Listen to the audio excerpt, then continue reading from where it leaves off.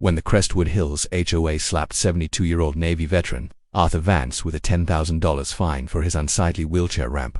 Board President Victoria Blackwood sneered, "Maybe you should have thought twice before buying here, old man. This isn't a nursing home." The metallic creak of his wheelchair mixed with her sharp heels clicking away on the pristine concrete, leaving the scent of her overpriced perfume hanging in the morning air like a toxic cloud. Here's what that bleach-blonde suburban tyrant didn't know. Arthur wasn't some helpless pensioner scraping by on Social Security. He was the silent, anonymous owner of 423 homes in Crestwood Hills, nearly half the entire neighborhood purchased strategically over 15 years while everyone assumed he was just another broke, disabled veteran. His property empire was worth over $47 million, and for the last 3 years, he had been methodically documenting every illegal move the HOA made. By sunset, the woman who mocked a war hero would discover she'd been collecting rent from the very man she was trying to destroy. And Arthur, he was about to teach 847 households what real justice looks like. Arthur Vance never wanted to be a landlord, let alone a neighborhood kingpin. 3 years ago, when his wife Helen lost her battle with cancer, she gripped his weathered hand in that sterile hospital room and whispered, "Promise me you'll help people who can't help themselves, Arthur." The smell of disinfectant, mixed with her fading jasmine perfume, would haunt him forever. He'd served 30 years in Navy intelligence, his spine shattered by shrapnel in the Gulf War, and thought Crestwood Hills would be the perfect place for a quiet retirement. Just him, his beat-up 2008 Honda Civic, and his grocery store coupons. Then, his childless uncle died, leaving him a staggering inheritance and a choice. He could live a life of quiet luxury, or he could honor Helen's last wish. Helen always said, "The quietest person in the room sees the most."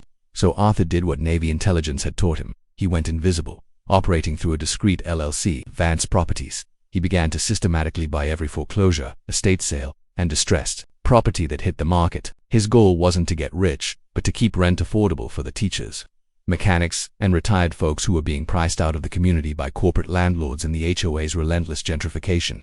The villain of our story, Victoria Blackwood, was the third-term HOA president and the kind of high-powered real estate agent who treated her white BMW X5 like a battleship. She was married to a city councilman, which gave her a sense of untouchable power. Her specialty was targeting elderly and disabled residents with microscopic rule violations: a crooked mailbox, a patch of brown grass, an unapproved garden gnome, while conveniently ignoring identical problems on the properties of board members and their friends. When Arthur installed his wheelchair ramp, a ramp that was doctor-ordered, city-permitted, and protected under the Americans with Disabilities Act, Victoria pounced like a redditor sensing weakness. Unauthorized structural modification, she declared at a sham board meeting, completely ignoring her own fence that violated setback requirements by 6 inches. The vote was a 4-to-1 formality, a $10,000 fine designed not to be paid, but to begin foreclosure proceedings. "This isn't a nursing home," she'd sneered, her words echoing off the community center walls as neighbors shifted uncomfortably in their seats. Arthur said nothing. He just nodded slowly and wheeled away, his silence more unsettling than any angry outburst.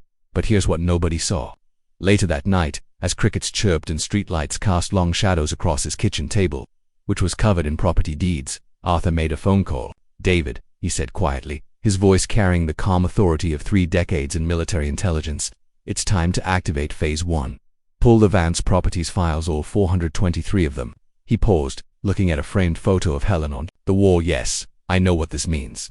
Helen would want justice, not just revenge." The next morning, a young paralegal named Maria approached him at the grocery store, whispering between the cereal aisles, "They're breaking their own bylaws.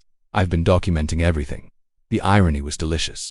She didn't know she was offering legal advice to the man who secretly owned nearly half the neighborhood, including the duplex where her own son lived for a fraction of the market rent. The game was afoot, and Victoria Blackwood had no idea she was a pawn in a war she had already lost. Victoria Blackwood didn't just savor her victory, she weaponized it. Within 48 hours, her Property Standards Initiative unleashed a campaign of systematic harassment disguised as community improvement. Daily violation notices flooded Arthur's mailbox 2 inches too high, $250.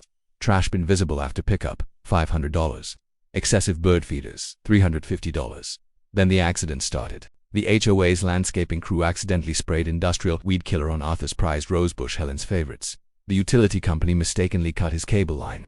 The community sprinkler system malfunctioned, flooding his driveway. Arthur recognized the playbook: psychological warfare, sleep deprivation, financial pressure, social isolation textbook, enemy tactics. But while Victoria was busy taking photos of his violations, Arthur was photographing hers right back. Her pristine fence, 6 inches over the setback line, the treasurer's unpermitted deck extension, The secretary's home business signs, a direct violation of commercial activity restrictions. Maria, the paralegal, saw his collection of evidence and her eyes went wide. "You're building a selective enforcement case," she whispered at the post office. State law prohibited HOAs from targeting individuals while ignoring identical violations. It was an ironclad legal strategy with devastating financial penalties for the board. Victoria escalated, trying to get Adult Protective Services to declare him mentally unfit. The investigator found nothing wrong, but the public humiliation was the point. She personally delivered the final foreclosure threat, posing for photos next to his mailbox like a conquering general. "Pay up or get out, old man," this community, as standards. But Arthur's reaction wasn't despair.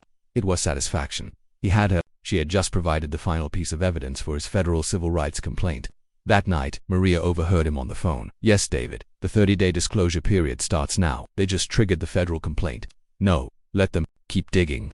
The foreclosure meeting was Victoria's victory lap. She'd invited Channel 7 News to document her decisive community leadership. She stood at the podium, clicking through a slideshow of problem properties, with Arthur's house featured prominently.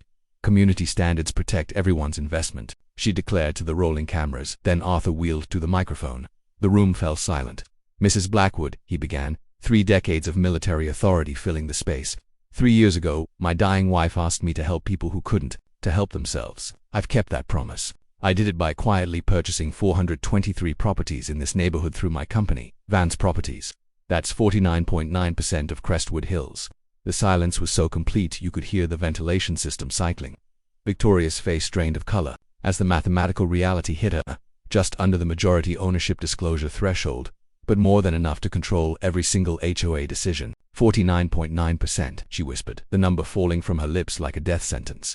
"While you've been terrorizing disabled veterans and elderly widows," Arthur continued conversationally, "I've been documenting every illegal act for federal prosecutors, not for revenge, for justice."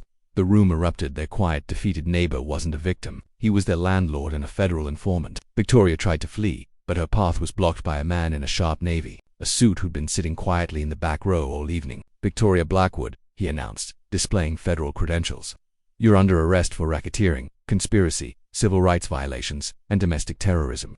The metallic click of handcuffs echoed through the community center as cameras captured every moment of her public destruction. Her husband bolted for the emergency exit and crashed directly into 2 FBI agents who'd anticipated his escape route. An agent from the FBI's Organized Crime Division took the microphone. "Mr. Vance contacted federal authorities 18 months ago about systematic civil rights violations.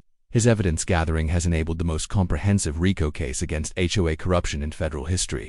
The neighbors stared at Arthur with dawning comprehension. Every harassment, every accident, every humiliation he'd endured, it all while secretly building a federal case that would destroy the entire criminal network. The patient intelligence officer had executed the longest undercover operation in suburban history. He hadn't just survived, he'd turned their own greed and corruption into the very weapon that ensured they would spend the rest of their lives in federal prison.